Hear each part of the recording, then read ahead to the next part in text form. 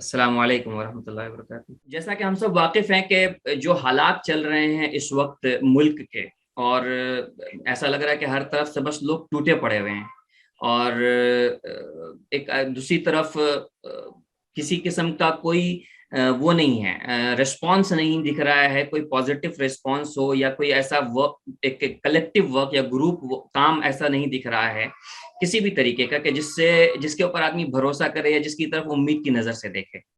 اچھا، تیسری طرف ابھی حال فی الحال میں ہم لوگوں نے دیکھا کہ جو نوجوانوں کے جذبات ہیں کہ ان کے اندر ایک طریقے کا غم و غصہ بھی ہے اور افسوس بھی ہے، اس کا اظہار مولانا نعمانی نے اپنے خط میں کیا، مسلم پرسنل لا بورڈ کے نام جو انہوں نے خط لکھا مولانا خالد سیف اللہ صاحب کو، اس میں کیا، اور اس پر آپ کا رد عمل بھی مولانا سامنے آیا۔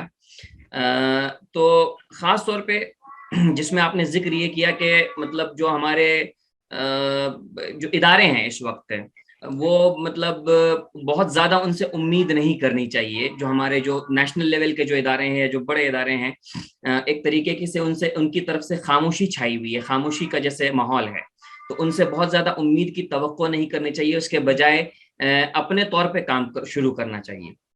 تو اسی تناظر میں ہی ہم نے کچھ 4-5 سوالات ہیں جو مرتب کیا ہے، اور ایک کے بعد ایک آپ کے سامنے انشاءاللہ رکھ دیں گے۔ آپ سے گزارش ہے کہ آپ اس کا مختصراً اس کے اوپر جواب دیں۔ مختصراً سے مراد یہ نہیں ہے کہ بالکل 2-4 لفظوں میں، آپ اپنا وقت لیں، آپ اپنی سہولت سے، لیکن بس یہ ہو سکے کہ ہم 5-6 سوالات کو انشاءاللہ اکوموڈیٹ کر سکیں اس ایک نشست میں، اور ساتھ ساتھ جو اور سوال ہوں گے آپ کی گفتگو کے اوپر، وہ اس کو بھی اکوموڈیٹ کر سکیں، جو پارٹیسپینٹ ہیں وہ آپ سے سوال پوچھ سکیں براہ راست۔ یہی اس میٹنگ کا مقصد تھا خاص طور پہ۔ تو اس ضمن میں جو سب سے پہلا سوال ہے مولانا، وہ یہ ہے کہ جیسا کہ آپ نے کہا کہ ہمارے جو ملی ادارے ہیں جو آلریڈی موجود ہیں، ان کو ہم کو نظر انداز کر کے یا ان سے آگے بڑھ کے، مطلب مینس یہ کہ ان سے ٹکراؤ نہ بھی ہم اختیار کریں، کوئی ایسی ضرورت نہیں ہے، تو اگر ہم ان سے کیسے ان کو چھوڑ کے آگے بڑھیں، کس طریقے سے، کیا مطلب وسائل کا مسئلہ ایک پیدا ہوتا ہے مولانا، کوئی بھی کام کرنا ہے تو آپ کے پاس وسائل کی ضرورت ہے، وسائل آپ کیسے کریٹ کریں گے؟ کیونکہ ایک تو ہمارے پاس وسائل لمیٹڈ ہیں، اور دوسری چیز جو ساتھ ساتھ میں ایک اور معاملہ آتا ہے وہ ہے تحفظ کا مسئلہ پیدا ہوتا ہے، جو عام طور پہ ہر ذہن میں گردش کرتا ہے کہ صاحب اس وقت جو ایک عالمی فضا ہے مسلمانوں کے ساتھ، کہ ایک سب ہم سے واقف ہیں، اس کو بیان کرنے کی ضرورت نہیں ہے، اور اس کے ساتھ ساتھ ہمارا جو ایک اندرونی معاملہ بھی ہے کہ اگر ایک آدمی کوئی بات کرنے کے لیے کھڑا ہوتا ہے تو عام طور پہ کمیونٹی کے اندر ہی سے دوسرے طبقات کی طرف سے جو ہے مخالفت، اور بہت شدید مخالفت کا، اور الگ الگ ناموں سے مخالفت شروع ہو جاتی ہے۔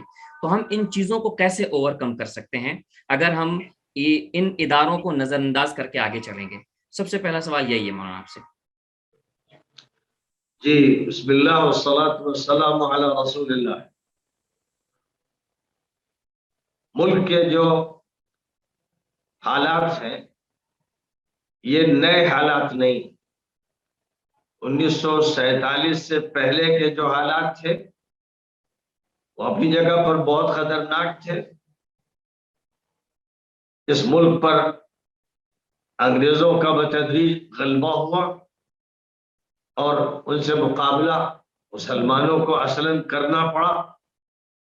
1803 سے جو انگریزوں کے خلاف جہاد کا سلسلہ شروع ہوا، 1857 تک پہنچتے پہنچتے اس نے ایک ایسی شکل اختیار کی کہ ایک جامع قیادت کے ساتھ ہندو اور مسلم اور سارے طبقات نے مل کر انگریزوں سے مقابلہ کرنے کی کوشش کی، لیکن شکست ہوئی۔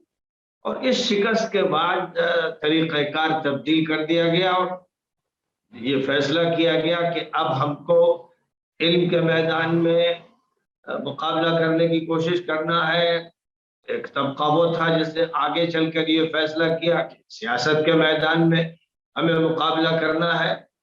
تو ظاہر ہے کہ علمی سطح پر تو تحفظ کا پہلو غالب تھا، جو میدانی مقابلہ تھا وہ ختم ہو چکا تھا، لہذا حضرت مولانا قاسم نانوتوی رحمۃ اللہ علیہ نے دیوبند کی بنیاد رکھی، اور پھر تقریباً 10 سال کے بعد جناب سر سید احمد خان نے علی گڑھ کالج کی بنیاد رکھی۔ یہ دو رخ تھے اور یہ دونوں رخ 1857 کی شکست کے بعد تھے، جس میں جہاں تک تعلق ہے علماء دین کا، ان کو یہ فکر لاحق تھی کہ جو کچھ بچا کھچا سرمایہ ہے اس کا تحفظ کیا جائے، اپنے دین کی حفاظت کی جائے، شریعت کی حفاظت کی جائے، اور ساتھ ہی ساتھ یہ بات بھی تھی کہ ہم اپنے افراد کو تیار کریں کہ جو آئندہ ایک غاصب قوم سے مقابلہ کر سکیں۔ اور دوسری طرف یہ ذہن تھا کہ ہم چونکہ بہت بیکورڈ ہیں اور ایک طویل عرصے سے ہم نے جدید علوم کو ترک کر دیا ہے، اس لیے ہمارے ساتھ یہ سب کچھ ہوا ہے، یہ حالات پیش آئے ہیں، اس لیے ہم کو آگے بڑھنا چاہیے، عصری علوم حاصل کرنا چاہیے، انگریزی زبان پر قدرت حاصل کرنا چاہیے، اور ہمیں یہ کوشش کرنا چاہیے کہ ہم انگریزوں کے برابر کھڑے ہو سکیں۔ بہرحال یہ دو رجحانات تھے جو سامنے آئے، اور اس کے بعد دھیرے دھیرے سیاسی میدان میں قیادت سامنے آئی، قیادت کانگریس کی سامنے آئی، پھر عرصے کے بعد قیادت مسلم لیگ کے سامنے آئی، اور یہ دونوں قیادتیں جس رخ پر آگے بڑھتی چلی گئیں ان کے نتیجے میں ملک تقسیم ہوا۔ اور ملک کی تقسیم کے بعد، ایک تو ملک کی تقسیم کے وقت تقریباً 30 لاکھ انسانوں کی لاشوں پر تقسیم کا واقعہ پیش آیا ہے، خون کی ندیاں بہا دی گئیں، اور ہندو مسلم منافرت اپنے عروج کو پہنچ گئی۔ اب اس کے بعد 1947 سے جو دور شروع ہوا ہے، وہ دور ظاہر ہے کہ آزادی کا قرار دیا گیا اور جمہوریت کا کہا گیا، لیکن عملاً یہ بات واضح طور پر محسوس کی گئی، اس کے شواہد سامنے آتے چلے گئے کہ مسلمانوں کو ایک اقلیت قرار دیا گیا، اور اس کے بعد ان کے حقوق دھیرے دھیرے سلب کیے جاتے رہے، ان کو بے حیثیت بنایا جاتا رہا۔ ایک طویل عرصے کے بعد سچر کمیٹی کی رپورٹ نے یہ بات ظاہر کر دی کہ مسلمان اس وقت شودروں سے بدتر ہو چکے ہیں۔ یہ کہانی جو ہے، اس کہانی میں ظاہر ہے کہ ایسے خوفناک و خطرناک فسادات بھی شامل ہیں جن میں کئی ہزاروں لاکھوں افراد کا خون بہایا گیا، اور حالات اس طرح کے پیش آئے کہ بہت سے لوگ یہ سوچنے لگے کہ ہم کیوں پاکستان نہیں چلے گئے اور ہم یہاں کیوں پڑے رہ گئے، تو بہت ہی منفی حالات آتے رہے۔ اس لیے جو لوگ یوں سمجھتے ہیں کہ 2014 سے یا 2017 سے حالات بہت زیادہ بگڑ گئے ہیں، یہ غلط فہمی ہے۔ واقعہ اس طرح نہیں ہے، حالات تو اس سے بہت ہی زیادہ خطرناک گزر چکے ہیں۔ دلی کی کوئی سڑک نہیں تھی 1857 میں جہاں لاشیں مسلمانوں کی نہ پڑی ہو، لاکھوں کی تعداد میں مسلمانوں کو ذبح کیا گیا، دلی میں کیا گیا، اور دلی سے لے کر مراد آباد تک ہر درخت پر کسی نہ کسی مولوی اور حافظ کی لاش لٹکی رہی۔ تو اس لیے ایسا تو ہے نہیں کہ اب حالات بہت خراب ہو گئے، جو حالات پیدا ہوتے رہے اور ان کا جس طرح مقابلہ ہوتا رہا، تو اس مقابلے کی کہانی اتنی لمبی ہے کہ 1857 کی شکست کے بعد 1947 تک ہر طرح کی قربانیاں دی گئیں، اور پھر جو آزادی حاصل ہوئی وہ ایسی ناقص آزادی رہی کہ جس آزادی سے یہاں کی کہ تمام لوگوں کو فائدہ اٹھانے کا موقع نہیں ملا، اور ایک طبقہ غالب آ گیا جو اوپر سے سیکولر تھا لیکن اندر سے وہ ہندو راشٹر قائم کر رہا تھا۔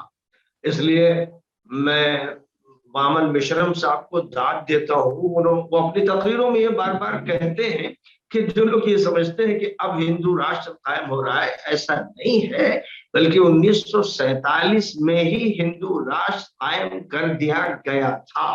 اور اس میں کوئی شک نہیں ہے کہ جو پالیسیاں RSS کے سامنے تھیں وہی دھیرے دھیرے نافذ ہوتی چلی گئیں، اور اس طرح یوں کہیے کہ پورا انتظامیہ، فوج، پولیس اور انٹیلیجنس یا تعلیم کے ادارے، کورٹس، یہ سب اسی رنگ میں رنگتے چلے گئے۔ اب یہ جو حالات ہیں، ان حالات میں جو کام مسلمانوں کو کرنا چاہیے تھا، بنیادی کام جو مسلمانوں کو तारुफ इस्लाम का काम करना चाहिए था, दावत इस्लाम का काम करना चाहिए था। कोई घर बाकी न रहता, कोई मर्द, कोई औरत, कोई जवान ऐसा बाकी न रहता जिस तक कलिमा हक न पहुंचाया जाता।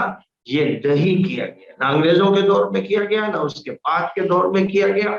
अब अगर हम कुरान को माने और सीरत रसूल को माने, तो वहां तो तरीक़ाकार यही बयान किया गया है कि गलबा दावत के रास्ते से अल्लाह ताला अता फरमाता है, और उस रास्ते पर अगर सही जद्दोजहद नहीं होती है तो फिर अल्लाह की तरफ से भी नुसरत बंद हो जाती है। इन तंसुरुल्लाह यंसुरकुम व युसब्बित अक़दामकुम। लिहाजा चूंकि जो 47 से पहले की तंजीमें हैं और जो 47 के बाद वजूद में आई हैं, वो छोटे छोटे मसाइल के लिए उठती रही और ज्यादातर तहफ़्फ़ुज़ की नफ्सियात के साथ तंजीमें वजूद में आई, चाहे मजलिस मुशावरत हो, चाहे मुस्लिम पर्सनल बोर्ड हो, चाहे वो मिल्ली काउंसिल हो। और जमीयतुल उलमा पहले की तंजीम है, लेकिन उसने 1947 के बाद सिपर डाल दी, सियासत का मैदान तर्क कर दिया। जाहिर है कि जिस मैदान का उन्होंने इस्तेमाल शुरू किया था, पूरी तरह से सियासत में शिरकत करके इस मुल्क की आजादी में बड़ा रोल प्ले किया।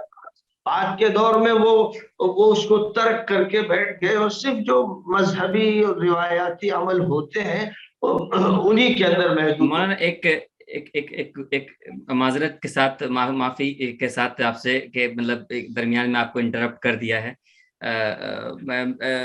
बहुत बहुत माजरत के साथ और आपके पूरे अदब और एहतराम को बाकी रखते हुए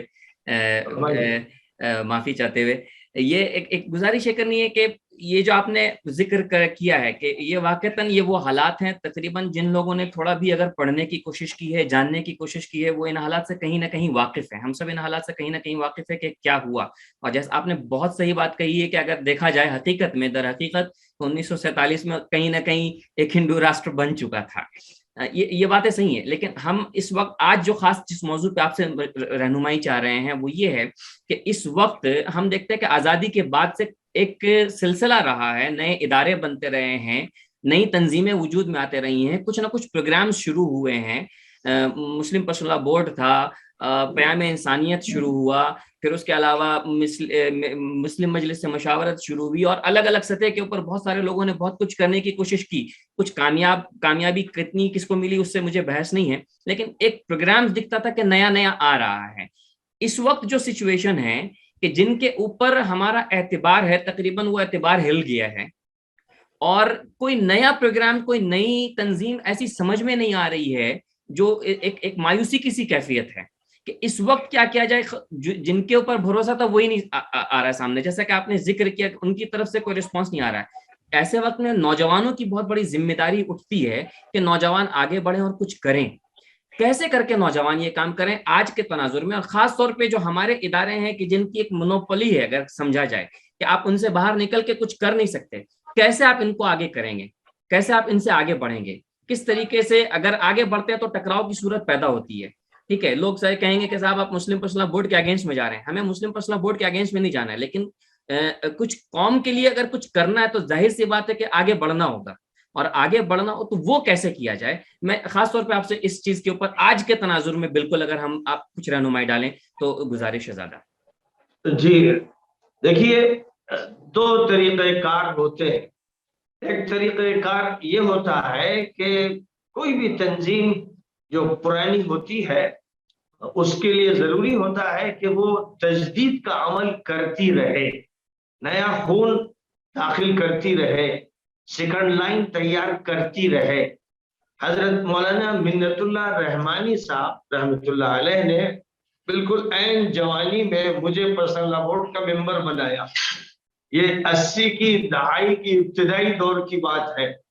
उनसे किसी ने कहा कि भाई अभी तो नौजवान है और आपने इनको पर्सनल बोर्ड जैसे इदारे का मेंबर बना दिया, तो मौलाना ने फरमाया और फरमाते थे, मैं सेकंड लाइन तैयार कर रहा हूँ। ये सोच था, और यही वो सोच था जिसके नतीजे में मौलाना मिन्नतुल्लाह रहमानी ने मौलाना मुजाहिदुल इस्लाम कासमी को उलवाई शरीफ से उठाकर पूरे मुल्क में मुतारफ कराया, उनको स्टेज पर आराम किया, اور پھر نہ صرف یہ کہ پرسنل لا بورڈ کے اسٹیج سے انہوں نے پوری قوم کو مخاطب کیا، لاکھوں کے مجموعوں کو مخاطب کیا اور ثابت کیا کہ وہ ایک صاحب علم ہے اور صاحب بصیرت ہے اور ان کی فقہ پر بھی نظر ہے اور حالات پر بھی نظر ہے۔ اسی طرح متعدد افراد کو مولانا نے تیار کیا، اور ظاہر ہے کہ جن کو مولانا نے تیار کیا دھیرے دھیرے وہ بھی بزرگ ہوئے اور پھر رخصت ہو گئے۔ مولانا مجاہد الاسلام صاحب رخصت ہو گئے، اور ایسے اور بہت سے افراد ہیں جو اس دور میں رہے، 80 کی دہائی میں، پھر 90 کی دہائی میں، پھر وہ رخصت ہو گئے۔ اس کے بعد جو عمل درکار تھا کہ سیکنڈ لائن مسلسل تیار کی جائے اور اس کو کام سونپا جائے اور پروگرام بنائے جائیں، وہ عمل نہیں ہوا، وہ مجلس مشاورت میں بھی نہیں ہوا، اور ملی کونسل میں جب تک مجاہد صاحب رہے تو انہوں نے واقعہ یہ ہے کہ اپنی جان لڑا دی، بڑی جگر کاوی کی، لیکن پھر ان کے بعد وہاں پر بھی ایک طرح کا جمود سا ہو گیا، یا یوں کہیے کہ کوئی ایسی شخصیت نہیں رہی کہ جس سے لوگ متاثر ہوں اور اس کے نام پر جڑیں، اس کی سنیں۔ تو وہاں بھی ہوا۔ پرسنل لا بورڈ کا جہاں تک تعلق ہے، اس میں بھی بڑی کمزوری آ گئی، اور اس کا دائرہ پھر بہت محدود ہے۔ ہمیشہ اس کی طرف سے بات کہہ دی جاتی ہے کہ بھئی تمام دلی مسائل کے لیے پرسنل لا بورڈ نہیں ہے، اس کے لیے مجلس مشاورت، اس کے لیے ملی کونسل، اس کے لیے جمعیت العلماء، اس کے لیے جماعت اسلامی، اور پرسنل لا بورڈ کا دائرہ جو ہے وہ صرف آئینی قوانین کا ہے، نکاح، طلاق، خلا وغیرہ، اس دائرے سے وہ باہر نکلنے کے لیے تیار نہیں۔ اب ایسی شکل میں نوجوانوں کا جو مطالبہ ہے اور جو حالات پیش آتے رہتے ہیں، سی اے کی جو تحریک سامنے آئی، اس وقت جو حجاب کا ایک سیکنڈ پھر میں بیچ میں بولا ہوں، آپ نے جو جیسا ذکر کیا کہ آپ کو مولانا منت اللہ رحمانی صاحب لے کر آئے مسلم پرسنل لا بورڈ میں، اور ماشاءاللہ سب کو معلوم ہے آپ نے کیا کیا، کام جو کیا ہے آپ نے، آپ ایک آواز ہیں الحمدللہ۔ آج ہم دیکھتے ہیں یہی چیز کہ مسلم پرسنل، اگر ہم صرف مسلم پرسنل لا بورڈ کی بات کریں تو مسلم پرسنل لا بورڈ کے اندر یہ نہیں ہے کہ نئے خون کو لانے کی بات نہیں ہو رہی ہے، یا اگر آ رہے ہیں تو کوئی ایسا نیا خون نہیں آ رہا ہے جو کوئی جو کوئی ریزلٹ دے سکے، جو کوئی آؤٹ پٹ دے سکے۔ ہم تو اب یہی چیز آپ نے کیا، اور دوسری طرف ہم دیکھیں جو جس کو ہم کہہ سکتے ہیں کہ نوجوانوں کو ان کی حوصلہ افزائی کرنا آگے بڑھ کے، کہ اگر بزرگ اپنے بزرگ وہ اپنے نوجوانوں کی آگے بڑھ کے حوصلہ افزائی کریں گے اور ان کو آگے بڑھائیں گے۔ مجھے یاد ہے مولانا ابرار الحق صاحب رحمۃ اللہ علیہ میں کا ایک جملہ، ایک مرتبہ مولانا ابرار الحق صاحب رحمۃ اللہ علیہ کے یہاں اشرف المدارس سردوں میں خود وہاں پڑھا بھی ہوں، تو ہم لوگ بیٹھے ہوئے تھے، ان کی اثر کے بعد مجلس ہوتی تھی، تو ایک مرتبہ ایسا ہوا کہ کسی بچے نے کوئی ایسی بات کہی آگے بڑھ کے جو پوری محفل اٹھ کے دیکھنے لگی کہ مولانا کے سامنے ایک چھوٹا سا بچہ اس طرح سے کیسے بول گیا۔ مولانا نے ایک جملے میں وہ بات اس کو کہہ کے، اور وہ آج تک کے میرے ذہن میں بیٹھ گئی، ایک جملے میں بات کہہ کے اس خوبصورتی سے اس بات کو ختم کیا۔ انہوں نے کہا کہ دیکھو یہی نوجوان ہے جو آگے چل کے بزرگ بنیں گے۔ جی تو وہ آج یہ چیز ہم لوگ کہیں دیکھتے نہیں ہیں۔ اس کا نتیجہ ایک ہے کہ جو خاص طور پہ دیندار پس منظر کے، جو اہل دین پس منظر کے جو نوجوان ہیں، ان میں ایک عجیب طریقے کی مایوسی ہے۔ تو اس مایوسی کو اس سلسلے میں میں یہ بات عرض کروں گا کہ جب سی اے کی تحریک چل رہی تھی تو مسلسل میں نے صدا لگائی کہ علی گڑھ مسلم یونیورسٹی، جامعہ ملیہ، دیوبند، ندوۃ العلماء جیسے اداروں کے جو طلباء ہیں، خاص طور پر جو فارغ ہو چکے ہیں، اب ان کا ایک ایسا مجموعہ ہونا چاہیے جو آپس میں اتفاق کرے، سمجھدار اور ذہین جو فارغین ہیں ان اداروں کے، اور اسی طرح اور دیگر ادارے بھی پھر شامل ہوتے چلے جائیں گے، یہ ایک نئی قیادت کو وجود میں لائیں۔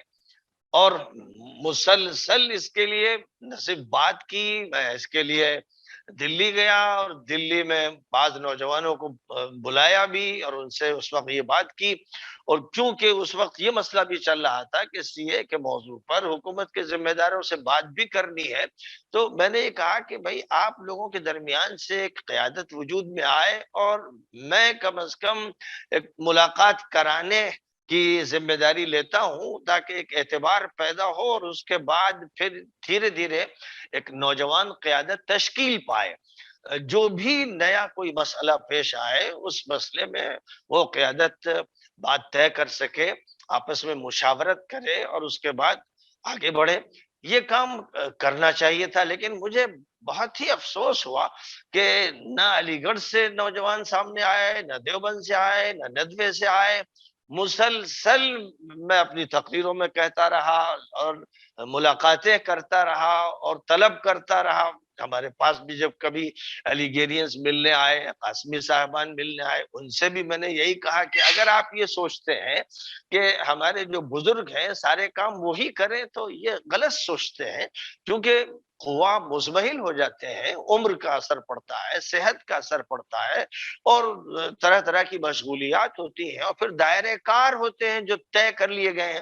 جو کسی پرائمری اسکول میں ہے اس سے اگر آپ یہ مطالبہ کریں کہ وہ یونیورسٹی کی اصلاح کرے یا کالج کی ذمہ داری سنبھالے تو نہیں ہو سکتا.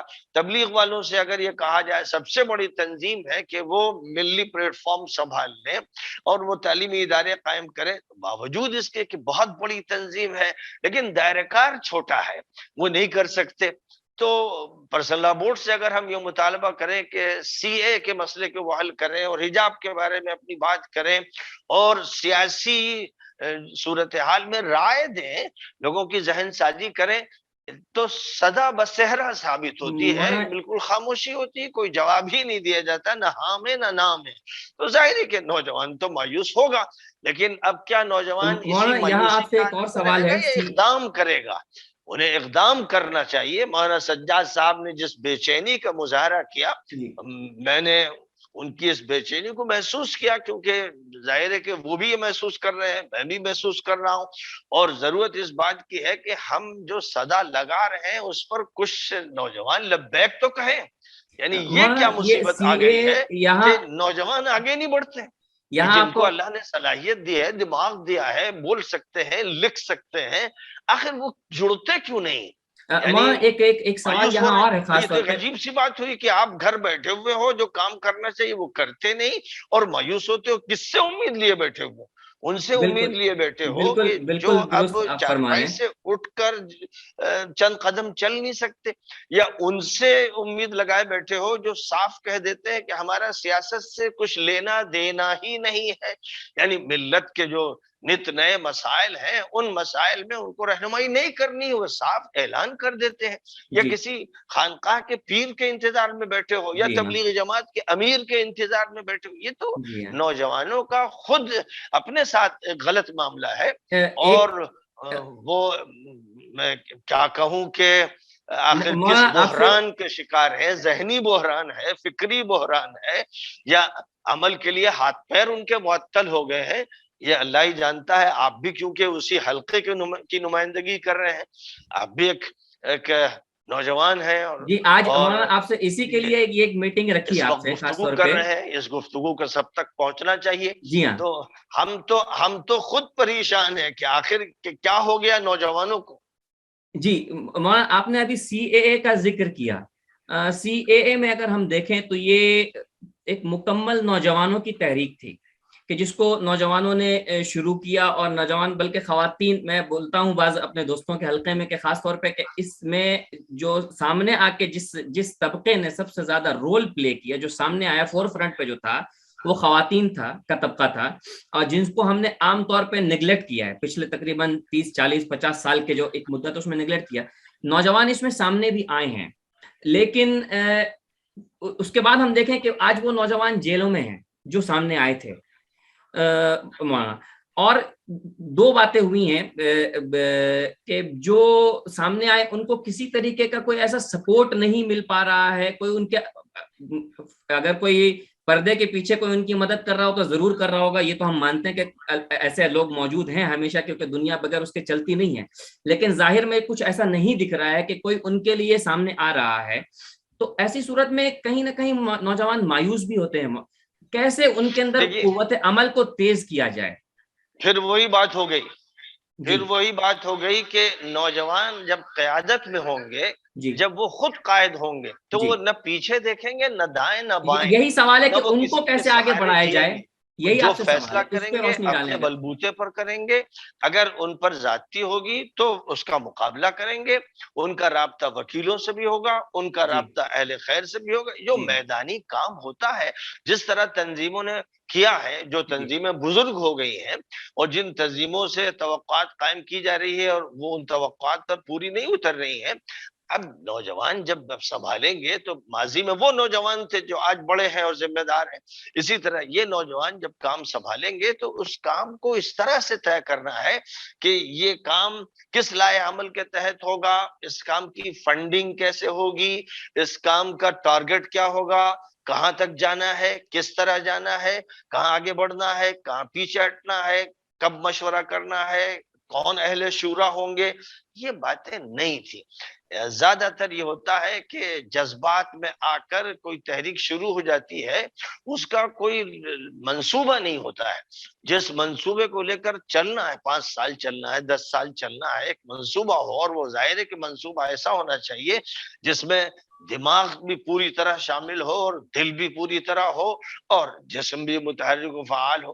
تو جو تحریک سی اے کی تھی وہ کسی منصوبے کے نتیجے میں نہیں تھی، یعنی نوجوان قیادت نہیں تھی کہ جس نے اس کو سنبھالا، کوئی قائد نہیں تھا اس کا، سب جی یہ ہاں جانتے تھے کہ بھئی جی ہم پوچھتے تھے کہ بھئی کون ذمہ دار ہے، آئیے بیٹھیں ملیں، تو کوئی ایسا شخص نہیں سامنے آیا کہ جو جس کے بارے میں یہ کہا جا سکے کہ یہ ذمہ دار ہے۔ ظاہر ہے کہ ہر جماعت کا کوئی امیر ہوتا ہے، ہر نماز کا کوئی امام ہوتا ہے، ہر مدرسے کا کوئی مہتمم ہوتا ہے، کوئی تو ایک ذمہ دار ہوگا، پھر اس کے بعد اس کی شورا ہوگی۔ تو یہ صورتحال نہیں ہوئی، نوجوان جذبات میں اٹھے۔ آج بھی ہماری جو طالبات رہی اور جو خواتین ہیں انہوں نے جس طرح اپنی اسلامیت کا مظاہرہ کیا، حمیت کا مظاہرہ کیا حجاب کے مسئلے پر، وہ بہت قابل قدر ہے، لیکن آخر کیا کوئی عورتوں کی قیادت تیار ہو گئی ہے اور اب یہ قیادت اپنا کام کرے گی؟ جب کوئی مسئلہ اٹھے گا کسی نوعیت کا عورتوں کے مسائل میں سے تو پھر وہ قیادت اسے سنبھالے گی اور ہر لڑکی، ہر طالبہ اس قیادت سے رجوع کرے گی۔ یہ نہیں ہوا ہے۔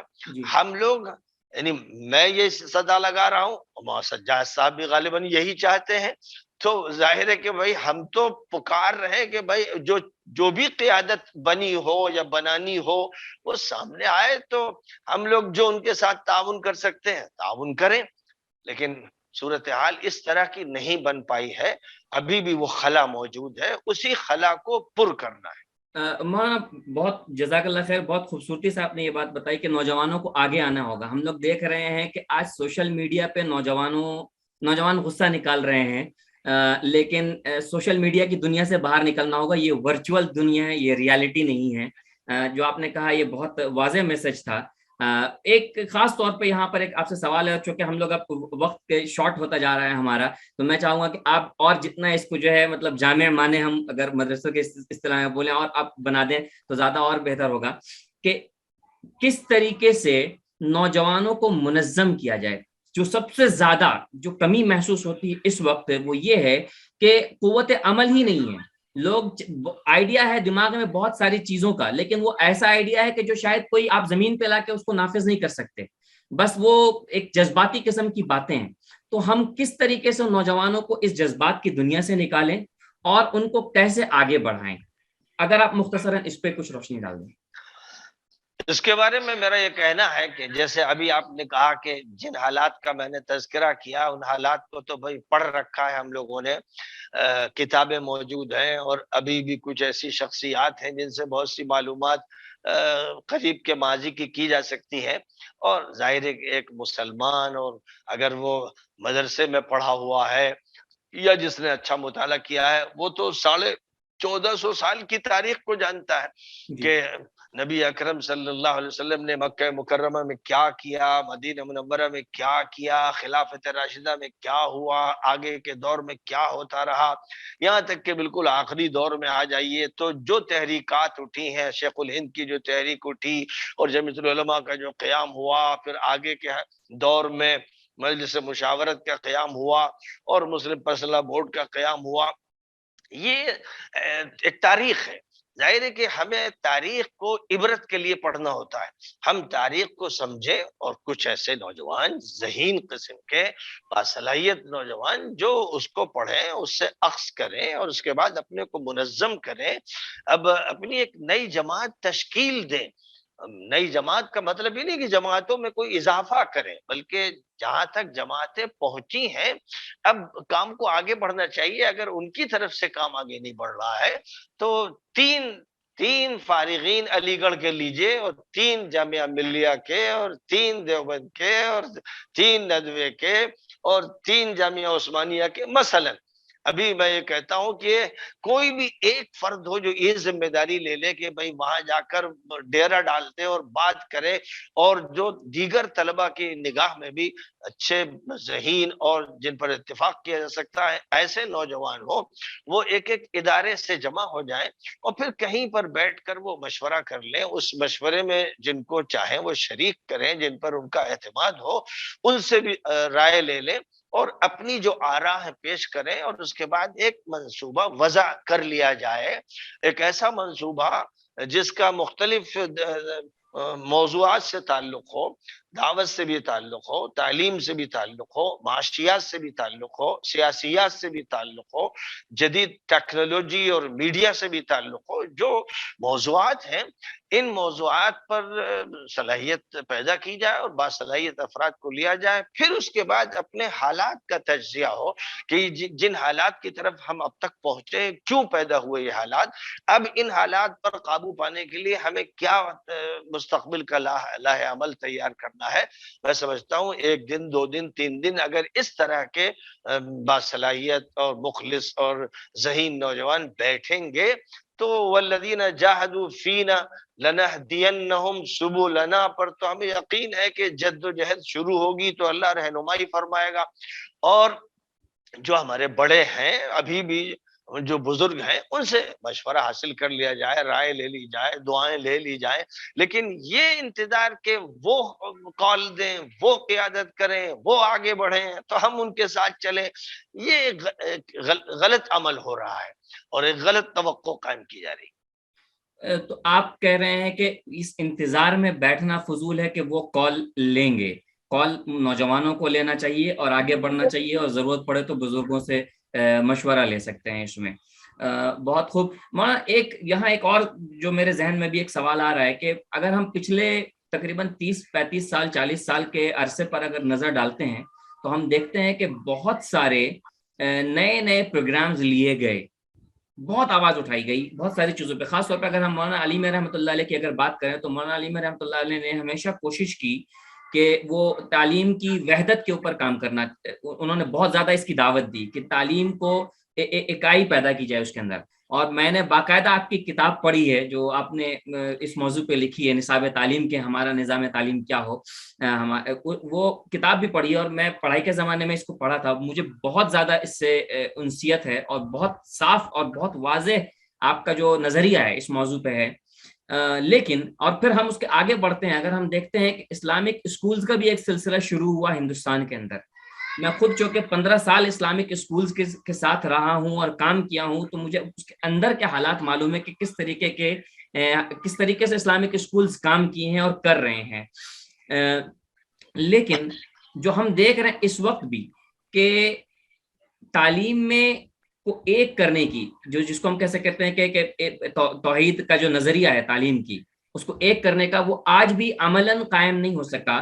ہمارے جو ادارے ہیں, میں تھوڑا سا آپ سے خاص طور پہ اس معاملے میں سوال کروں گا کیونکہ آپ اس کے داعی رہے ہیں ہمیشہ اور آپ کی تحریروں میں تقریروں میں یہ باتیں آئی ہیں. آپ کا باقاعدہ ایک ادارہ ہے جامعہ سید احمد شہید, وہ اس کے اندر اس چیز کو آپ کس حد تک کے کامیابی کے ساتھ اپلائی کر سکیں ہیں, اور یہ کیوں نہیں ممکن ہو پا رہا ہے ہمارے یہاں. میں اسلامک اسکولز کے اندر بھی رہا ہوں, میں نے یہ چیز کو دیکھا ہے باقاعدہ. میں ایک اسکول کا نام لیے بغیر بتا رہا ہوں, یہ ہندوستان کا ایک ایسا ادارہ تھا کہ جس کی طرف تقریباً ممبئی میں تھا, اتنا اشارہ کر دے رہا ہوں, اور جس کی طرف ہندوستان کے سارے لوگ دیکھتے تھے کہ یہ ایک ماڈل اسکول ہو سکتا ہے. لیکن میں اس اسکول کے اندرونی حالات آپ کو ایسے بتا دوں کہ میں نے باقاعدہ وہاں میں عربی زبان کے اوپر ٹریننگ دیا کرتا تھا، تو مجھے بلایا گیا کہ آپ ٹیچرز کے ساتھ عربی زبان کو ڈسکس کیجئے کہ کیسے ٹیچرز اچھے طریقے سے پڑھا سکتے ہیں. میں نے جس چیز کو محسوس کیا، وہاں کے باقاعدہ ایک سینئر ٹیچر نے مجھے یہ بات کہی کہ اسکول کے اندر 2 پیرلل نظام چل رہا ہے، ایک مدرسے کا اور ایک اسکول کا، اور دونوں میں ویسی رستہ کشی ہے جیسا کہ باہر کی دنیا میں مدرسے اور اسکول کے اندر، یا اور صاف لفظ بولیں تو دیوبند اور علی گڑھ کے اندر جو رستہ کشی ہم لوگ دیکھتے ہیں تاریخ کے اندر. تو یہ کیوں نہیں ایسا ہو سکتا ہے؟ کیا وجہ ہے؟ اور آپ کا جو ادارہ ہے اس میں آپ کہاں تک کہ اس میں کامیاب ہوئے ہیں؟ تھوڑا اس پہ روشنی ڈال دیں مختصراً. دیکھیے، دارالعلوم دیوبند اور علی گڑھ مسلم یونیورسٹی یا پہلے جو اینگلو عربک کالج تھا، اس کے درمیان جو بعد پیدا ہوا تھا اس کو دور کرنے کے لیے اور برج بنانے کے لیے تحریک ندوۃ العلماء شروع کی گئی تھی. اور اس تحریک کو مولانا محمد علی مونگیری رحمۃ اللہ علیہ نے شروع فرمایا تھا، اور علامہ شبلی نعمانی کی اس میں شمولیت کے بعد اس بات کی پوری توقع تھی کہ واقعی اب یہ دونوں تعلیمی نظام بغل گیر ہو جائیں گے، ہم آہنگ ہو جائیں گے. لیکن حالات کچھ ایسے وہ پیش نہیں ہو آئے سکا. کہ مولانا شبلی کی متعدد جی تجویزیں اس وقت کے علماء نے قبول نہیں کی، جن میں جی ان کا سب سے زیادہ اصرار تھا کہ انگریزی زبان معیاری طریقے میں پڑھائی جائے، ہندی پڑھائی جائے، سنسکرت پڑھائی جائے، اور زبانیں تینوں داخل کی گئیں. لیکن حالات ایسے پیدا ہوئے کہ علامہ شبلی نعمانی کی تجویزوں سے پورا اتفاق نہیں ہوا، اور نوبت یہاں تک آئی کہ پھر شبلی نعمانی کو ندوہ چھوڑنا پڑا. تو اس لیے جو تجربہ ندوے کے ذریعے کیا جانا تھا وہ تجربہ ٹھیک سے ہو نہیں سکا. بہرحال مجھے اس بات کا شروع سے احساس رہا. میں نے مولانا مونگیری کی سیرت پڑھی، شبلی نعمانی کی پڑھی، سید سلیمان ندوی کی پڑھی، مولانا عبداللہ حسنی کی پڑھی، الحمدللہ ندوے کی تاریخ بھی پڑھی اور ان کی اہم شخصیات کو بھی پڑھا. اور اسی بنیاد پر کہ جو کام ندوے میں نہیں ہو سکا وہ اب ہم کو پھر الگ ہٹ کے کرنا ہے، کیونکہ وہاں تو ظاہر ہے کہ فیصلہ ہمارے ہاتھ میں نہیں. تو جامعہ سید احمد شہید رحمۃ اللہ علیہ کا جب ہم نے قیام کیا تو اس کو ایک یونیورسٹی کے نقطۂ نظر سے قائم کیا کہ ہم یہاں پر وحدانی نظام تعلیم کو برپا کریں گے. لہذا وہاں کلیت الشریعہ بھی ہوگا، اور اسی کے ساتھ ساتھ سائنس کی فیکلٹی بھی ہوگی، اور طبیہ کالج بھی ہوگا، تو فارمیسی کالج بھی ہوگا، اور ایک جامع نظام. ظاہر ہے کہ اس طرح کے کالجز تو علی گڑھ مسلم یونیورسٹی کیا میں بھی عملاً ہے، مولانا انڈیا میں بھی ہے، عملاً اور ہم کو اس میں جو کتنی کامیابی ملی ہے؟ ہوا یہ کہ جی حکومت کا جو نظام ہے جی وہ نظام اتنا حاوی ہو گیا کہ جو مقاصد تھے ان اداروں کے قیام کے، سر سید کے ذہن میں جو مقاصد تھے، اور ادھر حضرت شیخ الہند اور مولانا محمد علی جوہر کے ذہن میں جو مقاصد تھے وہ پورے نہیں ہوئے، اور مداخلتیں بڑی نقصان دہ ثابت ہوئی. اب ہماری بھی پہلے دن سے یہی جدوجہد رہی کہ ہم اچھی طرح سے زبانوں کو پڑھائیں، انگریزی زبان کو پڑھائیں، ہندی کو پڑھائیں، عربی بھی اچھی طرح پڑھائیں. ساتھ ہی ساتھ سائنس کو ہم نے NCERT کا جو نصاب ہے وہ اپنے یہاں عالمیت کے درجے تک نافذ کیا. اسی طرح میتھ کا جو نصاب NCERT کا ہے سرکار سے منظور شدہ، وہ نصاب بھی اپنے یہاں نافذ کیا. صرف یہی نہیں بلکہ لیبورٹری بھی قائم کی تاکہ صرف تھیوری نہ رہے بلکہ پریکٹس بھی ہو. طلبہ سائنس نہ صرف پڑھیں بلکہ سائنس کا تجربہ کریں. تو تو لیبورٹری کو بھی قائم کیا. اور دھیرے دھیرے میرے ذہن میں یہ بات ہے کہ سائنس پر خاص طور پر محنت کی جائے، ٹیکنالوجی پر محنت کی جائے. پھر طبیہ کالج بھی میں نے قائم کیا کہ جو طبی تعلیم مسلمانوں نے یورپ کو عطا کی تھی اور جس کو دھیرے دھیرے مسلمانوں نے فراموش کر دیا اور انگریزوں نے پھر اس پر قبضہ کر لیا اور ایلوپیتھی کی شکل میں اس کو پوری دنیا میں پھیلا دیا. اور جو یونانی میڈیکل تعلیم تھی، جو اصل اور اساس تھی، اس کو جو ترقی ملنی چاہیے تھی وہ نہیں ہوئی.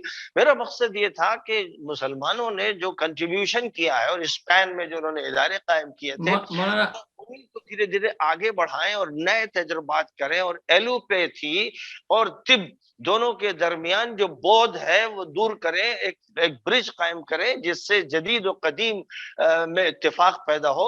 اسی کے ساتھ ساتھ دیگر جو عصری ادارے ہیں بھی قائم کیے جائیں. اب ہم نے انگلش میڈیم اسکول کا بھی سلسلہ وہاں شروع کر دیا. ایک کیمپس میں آپ کو کلیت الشریعہ بھی ملے گا, کلیت الطب بھی ملے گا, انگلش میڈیم اسکول بھی ملے گا, اور اسی کے ساتھ ساتھ ٹیکنیکل تعلیم کا شعبہ بھی ملے گا. اب جیسی ترقی ہونی چاہیے تھی, صحیح بات یہ ہے مولانا ہمارا ایک سوال ہمارے پاس آ رہا ہے, کوئی ایک صاحب آئے ہیں, نہیں پاتا. ہم بھی اسی کے شکار رہے کہ برگد جو تھا, ندوے کا برگد تھا, اس میں ہمیں پنپنے کا وہ موقع نہیں مل سکا, کیونکہ بہت سی باتیں منفی بھی ہوتی رہی. لیکن بہرحال کام آگے بڑھنا ہے اور ہونا ہے, اور صرف ایک جگہ نہیں, مختلف جگہوں پر میں نے اسکول بھی قائم کیے اور مدرسے بھی قائم کیے. اور میرا یہ کہنا ہے کہ اسکول اور مدرسے کو ایک دوسرے سے بالکل مل جانا چاہیے, بغل گیر ہو جانا چاہیے. اور میں اس سلسلے میں مولانا مناظر احسن گیلانی رحمۃ اللہ علیہ کی تجویز کو اہمیت دیتا ہوں کہ 10ویں تک ہمارا جو کورس ہو تمام مکاتب و مدارس کا, وہ ملا جلا کورس ہونا چاہیے. وہی جو سرکار کا کورس ہوتا ہے, پرائیویٹ اسکولوں کا کورس ہوتا ہے, وہی ہونا چاہیے. اس میں ہم اپنے مضامین یعنی دینیات کا مضمون, قرآن کا مضمون, عربی لینگویج اگر پڑھانی ہے اس کو شامل کریں, لیکن ہم اپنا بالکل ایک الگ سا ڈھب تیار کریں, اور مکتب کی تعلیم جو شخص حاصل کرے تو پھر وہ مدرسے ہی میں جا سکے, وہ اسکول میں نہ جا سکے, وہ کالج میں نہ جا سکے. جو اخیر دور میں علی گڑھ میں برج کورس کے ذریعے کوشش کی گئی, وہ تو ناقص کوشش ہے, اور 1 سال میں کیا چھلانگ لگ جائے گی. ہم تو نیچے سے لے کر اوپر تک اس سسٹم کو لے کر چلنا چاہتے ہیں. اس میں بھی ہماری سزا ہے مسلسل. میں نے علی گیرین سے کہا, جامعہ ملیہ کے نوجوانوں سے کہا, اور اسی طرح دیگر شعبے کے افراد سے کہا کہ آئیے بھائی کچھ تو ہاتھ بٹا دیجئے, کچھ تو ہماری جامعہ میں آپ بھی حصہ لگا دیجئے, اور شرعی تعلیم اور عصری تعلیم اور قدیم تعلیم اور جدید تعلیم, ان تعلیموں کو آپس میں اس طرح سے مربوط کر دیا جائے کہ علم اور علم کی دوئی باقی نہ رہے. یہ ہمارا مشن ہے, اور اس مشن پر الحمدللہ چل رہے ہیں اور آگے مزید چلتے رہیں گے. میری اصل میں کوشش یہ تھی, میں چاہتا تھا کہ کوالالمپور میں جس طرح انٹرنیشنل اسلامک یونیورسٹی ہے, میں جامعہ سید احمد شہید میں وہ سسٹم چاہتا تھا. لیکن ایک طبیہ کالج کو قائم کرنے کے بعد جو ہم نے یہاں سرکاری اداروں کی بدعنوانیاں دیکھی اور پریشان کرنے کے طریقے دیکھے, اور بے شمار رکاوٹیں دیکھی, جس کے نتیجے میں علی گڑھ کو تباہ کیا, ملیہ کو تباہ کیا, عثمانیہ کو تباہ کیا. میں علی گڑھ کورٹ کا ممبر بھی رہا ہوں, اندر کی باتیں جانتا ہوں, باہر کی باتوں کو جانتا ہوں. تو مصیبت یہ ہے کہ ایک ایسا فرقے وارانہ اور ایک ایسا نظام ہے, متعصب نظام ہے, جو پنپنے نہیں دیتا ہے. لیکن بہرحال ہم نے عزم کر رکھا ہے کہ ہم فتح حاصل کریں گے, ہم آگے بڑھیں گے, اور ہم ان رکاوٹوں پر انشاءاللہ قابو پائیں گے. تو ہمارے ذہن میں وہ نقطہ نظر ہے, وہ منہج ہے, وہ طریقہ کار ہے جو کوالالمپور میں بھی اختیار کیا گیا, اور متعدد ملکوں میں جو انٹرنیشنل اسلامک یونیورسٹیز قائم کی گئی ہیں. ایک ویسی جی جی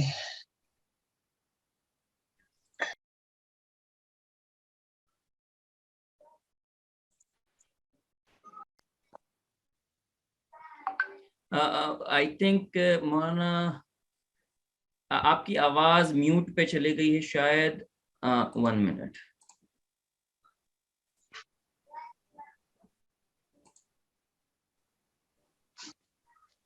صاحب بھائی آپ انمیوٹ کر دیں. ہاں میں انمیوٹ ہی کر رہا ہوں ایکچولی,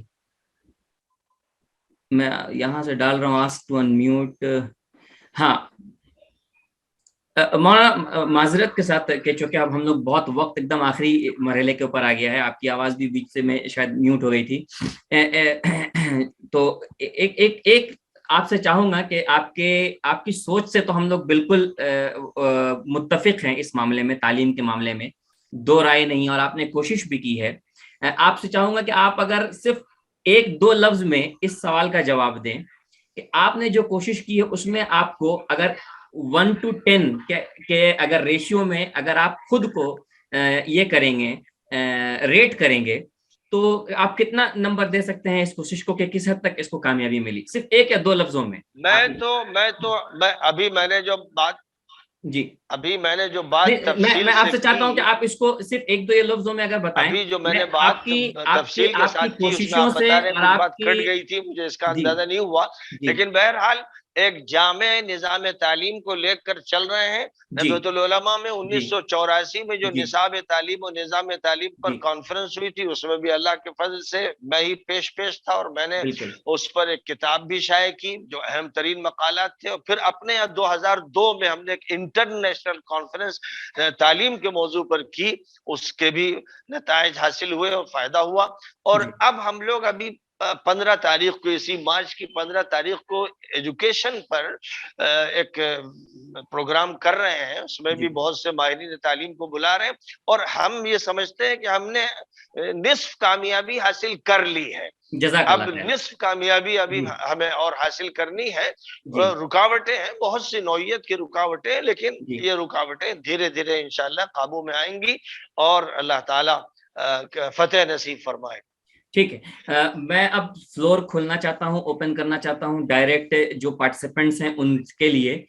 اور مجھے کچھ آپ سے سوال نہیں کرنا، ایک سوال اور تھا لیکن نہیں ہو سکا. ہم انشاءاللہ اللہ نے چاہا آپ سے اور مشورہ لیں گے، آپ سے اور اجازت لیں گے، اور اگلی نشستیں اگر کرنے کی نوبت آئی تو بالکل کوشش کریں گے کہ ان کو منعقد کیا جائے. لیکن اب میں فلور اوپن کرنا چاہتا ہوں جو پارٹیسپینٹس ہیں. میں بہت دیر سے دیکھ رہا ہوں بلال حسین صاحب کوئی ہیں جنہوں نے ہینڈ ریز کیا ہے. تو بلال صاحب پلیز آپ پہلا اپنا سوال رکھیں، اس کے بعد باقی جو حضرات چاہیں وہ ضرور رکھیں. مولانا سے میرا سوال ہے. السلام علیکم مولانا. وعلیکم السلام. میرا سوال یہ ہے کہ یہ کام جو ہے قوم کے اثاثے سے کیا جائے یا حکومت کے تعاون سے، کس طرح سے ممکن ہے اور کامیاب کس طرح سے ہو سکتا ہے؟ میں یہ سمجھتا ہوں کہ حکومت کا جو تعاون حاصل ہو سکے ضرور حاصل کیا جائے. جو حکومت کی اسکیمیں ہیں تعلیم کی ترقی کے لیے، جو سب کے حق میں ہے، ملک سیکولر ہے یا ملک ڈیموکریٹک ہے، جتنا ہمارا حق ہے اتنا ہی دوسروں کا حق ہے. بہت سی ایسی اسکیمیں ہیں جو اقلیتوں کے لیے ہیں، اور میں جانتا ہوں براہ راست ان اسکیموں کا فائدہ ہماری ہندو برادری کے لوگ حاصل کر لیتے ہیں. وہ ان فنڈز کو حاصل کر لیتے ہیں، اس میں کسی مسلمان کو آگے بڑھا دیتے ہیں، چہرہ اس کا ہوتا ہے اور پورا فائدہ وہ حاصل کرتے ہیں. یہاں تک کہ جو بورڈ کے مدرسے ہیں، متعدد مدرسوں کو میں جانتا ہوں کہ جن کی رقمیں غیر مسلم لوگ حاصل کر رہے ہیں، اور اوپر جو چہرہ ہے وہ کسی مسلمان مولوی کا ہے. تو یہ غلط طریقہ کار ہے. سرکار کی جتنی اسکیمیں ہیں تعلیم سے متعلق ہیں، یا اور اسی طرح معاشیات سے متعلق ہیں، صنعت سے متعلق ہیں، ان تمام اسکیموں سے ہمیں بھرپور فائدہ اٹھانا چاہیے. ساتھ ہی ساتھ جو اپنے لیے آزاد قسم کے وسائل ہوں ان کو بھی پیدا کرنا چاہیے. صرف اسی پر اعتماد کر کے نہیں رہنا چاہیے. دونوں دھارے چلتے رہیں اور دونوں سرچشمے جاری رہیں، یہ عمل ہونا چاہیے. شکریہ، جزاک اللہ خیر.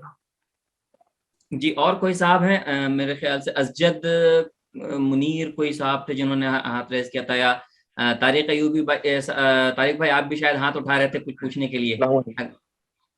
جی ہاں پلیز. جی میں مولانا کے اکثر ہر بیانات سنتا ہوں ماشاءاللہ، اور ان کی جو باتیں رہتی آپ ہیں کون اور جو صاحب بول رہے بیانات ہیں؟ رہتے نام ہیں. بتا دیں اپنا. جی اسجد اللہ بول رہا ہوں میں، منیر، جی بنگلور ہاں سے. جی ہاں. جی ہاں. تو میرا مولانا سے بس ایک سوال ہے کہ الجھن کبھی کبھی ہو جاتی ہے کہ کیا حق ہے کیا نہ حق ہے، اس میں کشمکش میں پڑ جاتا ہوں. جیسے کہ ابھی حال میں کیا ہوا ایک مولانا کا پرچہ آیا ہوا تھا کہ فلاں مدرسے میں بیان ہوگا، پھر پتہ چلا کہ اب اس کو رد کروا دیا گیا. تو یہ ایسے معاملات لے کے کبھی الجھن ہو جاتی ہے کہ کیا مولانا واقعی حق ہیں یا دوسرے مولانا حق پہ ہیں.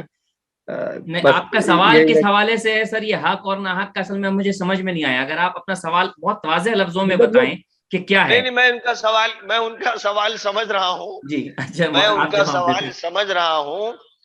اور یہ جو صورتحال ہے کہ مولوی سے چونچے لڑاتا ہے، اور جو فتوی بازیاں ہوتی ہیں اور فرقے واریت ہوتی ہے، اسی سے یہ امت تباہ ہوئی ہے، حاشیے پر آئی ہے، شدر بنی ہے.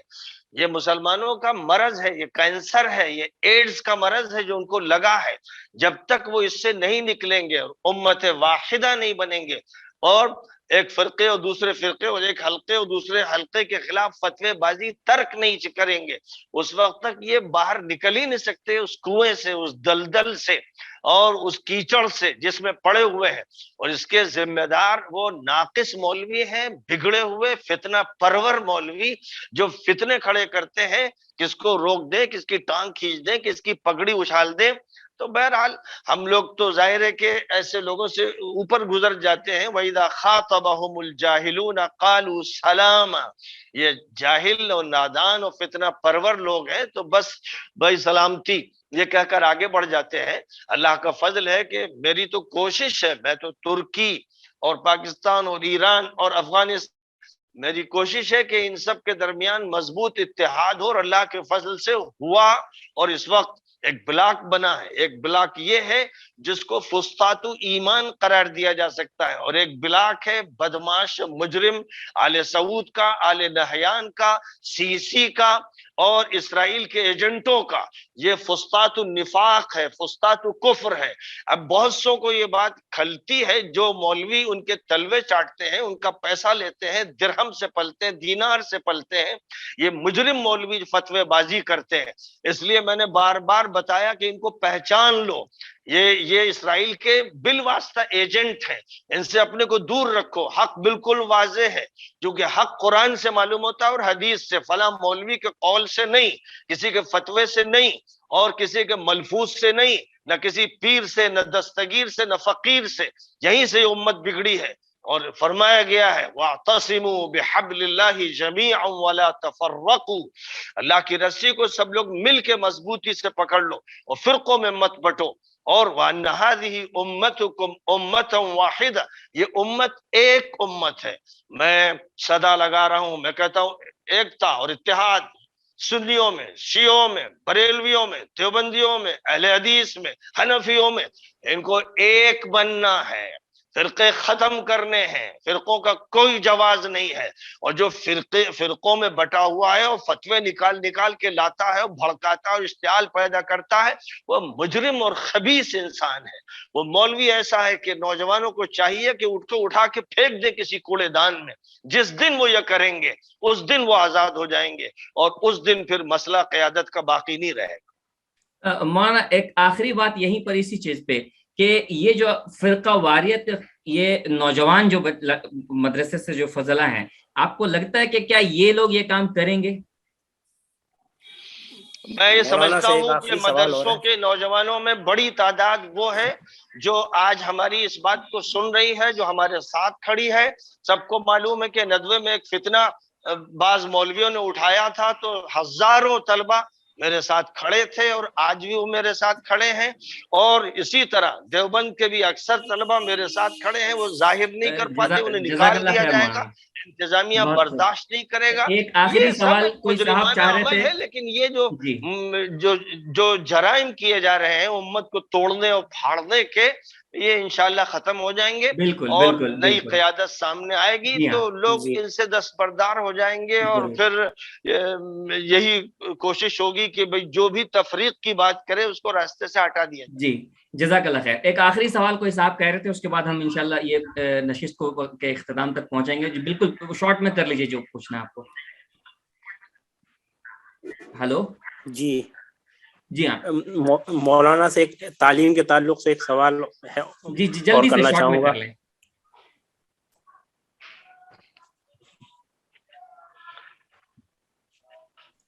کون؟ بلال صاحب کہہ رہے تھے، بلال حسین.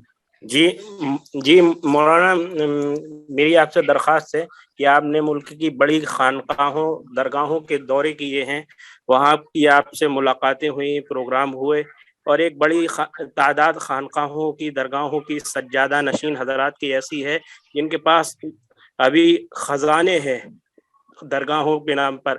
اگر وہ ان خزانوں کو کھولیں، ان گروہوں کو کھولیں جو خزانے وہ ابھی سمیٹے ہوئے ہیں، رکھے ہوئے ہیں، تو اس پیسے کو تعلیم پر، قوم و ملت کی فلاح کے لیے، کامیابی کے لیے خرچ کیا جا سکتا ہے. بلال صاحب बिलाल साहब, माजरत के साथ मैं आपकी बात को यहाँ काट रहा हूँ। मैं समझता हूँ कि पूरा 1 घंटा गालिबन मौलाना ने इसी बात पे बात कही है कि अब ये मौका जो है वो हम नौजवानों का है कि जो इस तरीके के काम नहीं कर रहे हैं, जो कौमी असासे को कौम के लिए नहीं इस्तेमाल कर रहे हैं, उनके लिए आवाज उठाएं। इसमें दो राय नहीं है कि मौलाना अपनी जगह से आवाज उठाते रहते हैं। ये काम अब नौजवानों का है, आप जैसे लोगों का है। आगे बढ़ें, आपके इलाके की जिम्मेदारी को लेकिन खुद मैं आगे यहाँ पर बढ़ें।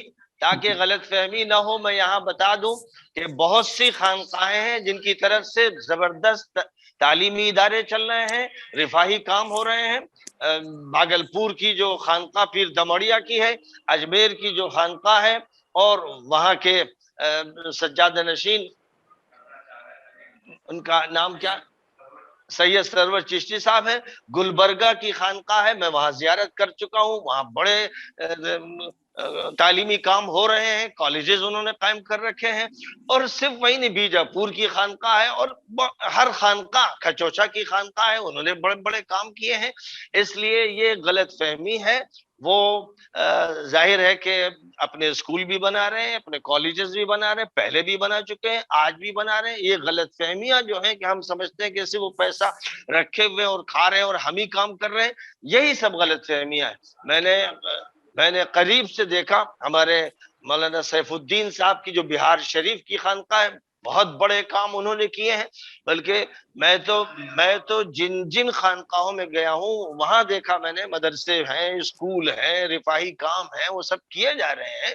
ये हमारे यहाँ एक हल्का जो देवबंदियों ने बना लिया है या वहाबियों ने बना लिया है, वो सिर्फ उनकी बुराई करते हैं, खिलाफ फतवे देते हैं और उनकी कमजोरियां बताते हैं। ये गलत है, मैं इसको गलत समझता हूं, और अपने मुशाहदात की बुनियाद पर यह समझता हूं कि वो भी बड़े काम कर रहे हैं, दूसरे हजरात भी कर रहे हैं। आपस में ताल्लुकात होने चाहिए, मिलना चाहिए।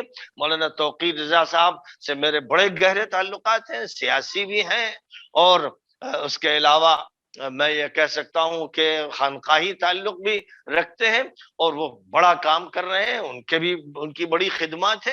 तो इस तरह से ये जो बात कही गई कि साहब वो सिर्फ दौलत जमा किए हुए हैं और सिर्फ खा रहे हैं, उसका फायदा उठा रहे हैं, ऐसा नहीं है। बल्कि इस वक्त तो मैं समझता हूं कि बरेलवी हजरात ज्यादा काम कर रहे हैं, उनके ज्यादा बड़े इदारे हैं, उनके मजल्लात हैं, उनके पर्चे हैं, उनके तहकीकी मजल्लात हैं। तो इसलिए हमें चाहिए कि हम वसअत के साथ बात करें और जाकर देखें, सबसे मिलें। इस्लाम इसी की तालीम देता है। नबी पाक अलैहिस्सलाम की यही सीरत थी। मदीना मुनव्वरा में जिनके बारे में आप जानते थे कि ये मुनाफिक है और पीछे आपके खिलाफ बोलते, उन्हें भी आप जोड़ के रखते थे, उनके साथ भी उसने सलूक करते थे, उनकी भी जियाफत फरमाते थे। ये जो नबी का दिल था और नबी की यहाँ वसअत थी, जब तक हम इसको इख्तियार नहीं करेंगे, ये उम्मत वाहिदा नहीं बनेगी। जज़ाकल्लाह खैर मौलाना, बहुत आपका पूरा आपने वक्त दिया, काफ़ी वक्त दिया और काफ़ी अच्छी गुफ्तगू हुई।